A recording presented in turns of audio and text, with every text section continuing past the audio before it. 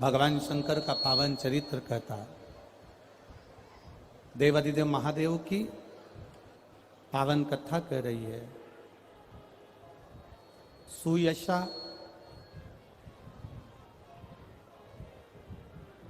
जो भगवान शिव को अपना बनाने के लिए बहुत तप कर रही है, बहुत साधना कर रही है।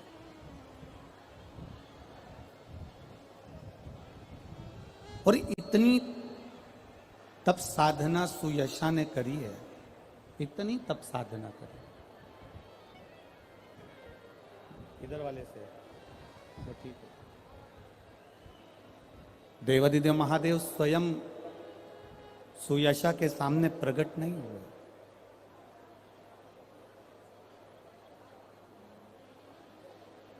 देवादिदेव महादेव सुयशा के सामने नहीं आए। अब सुयशा को लगा तो उन्होंने अपने पिता से मरुतो से पूछा,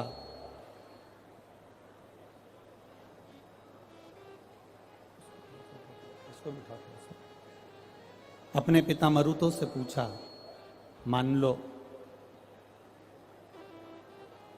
अगर मुझे शिव नहीं मिल रहे, मुझे भगवान देवादिदेव महादेव प्राप्त नहीं हो रहा है, तो फिर मैं करूं तो करूं क्या?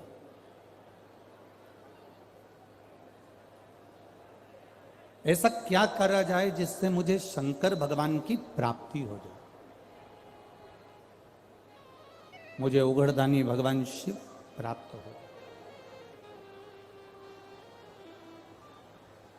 देखिए, मोबाइल खराब हो जाता है तो उसको ठीक करने का प्रयास करते हैं। लैपटॉप बेकार हो गया तो उसको ठीक करने का प्रयास करते हैं। कपड़े में अगर दाग लग गया तो उसको धोकर साफ करने का प्रयास करते हैं। मोबाइल खराब हो जाए तो उसको ठीक करने का प्रयास किया जाता है। लैपटॉप खराब हो जाए तो उसको ठीक करने का प्रयास किया जाता है। उसी तरह हम अगर शिव जी के मंदिर जा रहे हैं, भगवान शंकर की शरणागति में जा रहे हैं, भगवान की भक्ति में जा रहे हैं और भगवान हमको प्राप्त नहीं हो रहा, तो कारण क्या है? आखिर ऐसा क्या है कि परमात्मा की हमें प्राप्ति नहीं हो रही? आप आए नहीं और सुबह हो गई, मेरी पूजा की थाली धरी की। आखिर क्यों? कारण क्या है ऐसा कि हमें परमात्मा की प्राप्ति नहीं हो रही? मोबाइल खराब हुआ तो उसको ठीक करने का प्रयास किया जाता है। लैपटॉप खराब हुआ तो उसको ठीक करने का प्रयास किया जाता है। शिव पुराण कहती है जब मन खराब हो तो इसको भी ठीक करने का प्रयास करो, और वो भगवान की कथा से प्रयास करोगे तो ये मन भी ठीक हो जाए।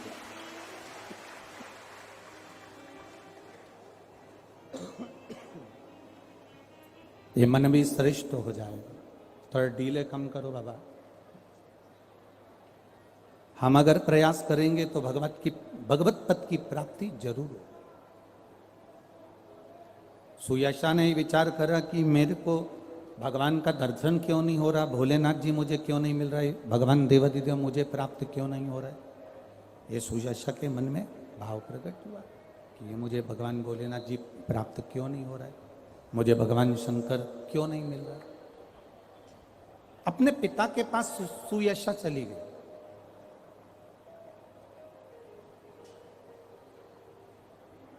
बहुत बड़े संशय में जब हम उलझते हैं, बहुत बड़े संशय में जब हम उलझें तो एक बात का स्मरण रखिएगा, या तो अपने बुजुर्ग माता पिता की शरणागति में जाइएगा या अपने किसी सदगुरु सरकार की शरणागति में जाकर अपने मन की बात को कहने का प्रयास करिए।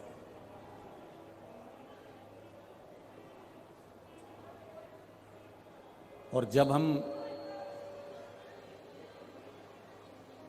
किसी सच्चे गुरु की शरणागति में जाते हैं,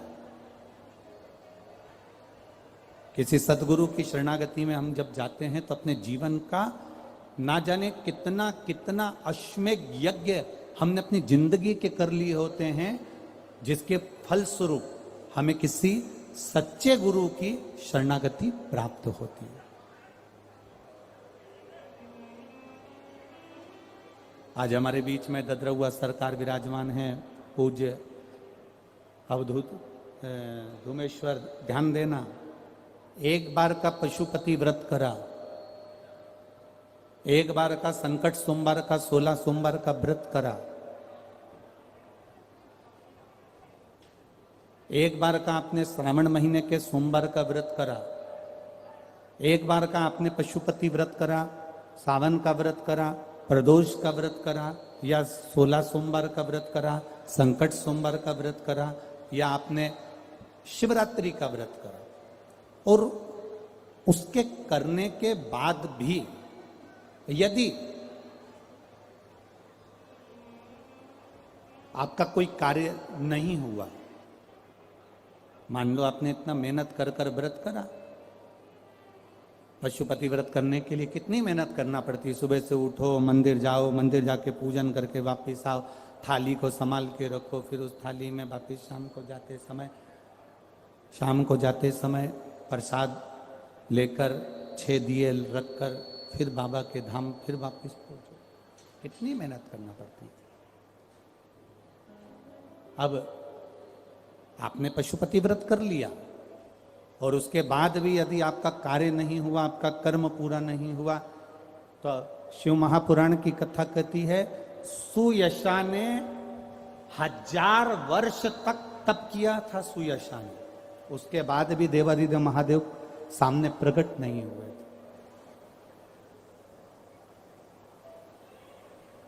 उसके बाद भी भगवान शिव सम्मुख में नहीं आए। 1000 वर्ष तक तप करने के बाद भी सुयशा के सामने बाबा देवादिदेव महादेव प्रकट नहीं। तो क्या सुयशा ने फिर क्या तप करना बंद कर दिया? क्या सुयशा ने भगवत भजन करना बंद कर दिया? नहीं, अपने पिता के पास में गई।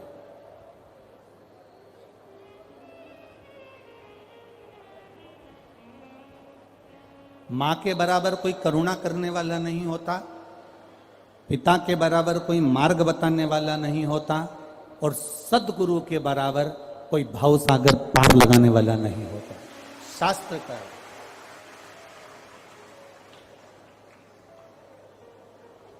ये हमारा शास्त्र वर्णन कर रहा है। ये जितनी बेटियां बैठी हैं यहाँ पर, जितनी बेटियां यहाँ पर बैठी हैं और जितनी आस्था चैनल पर कथा सुन रही हैं,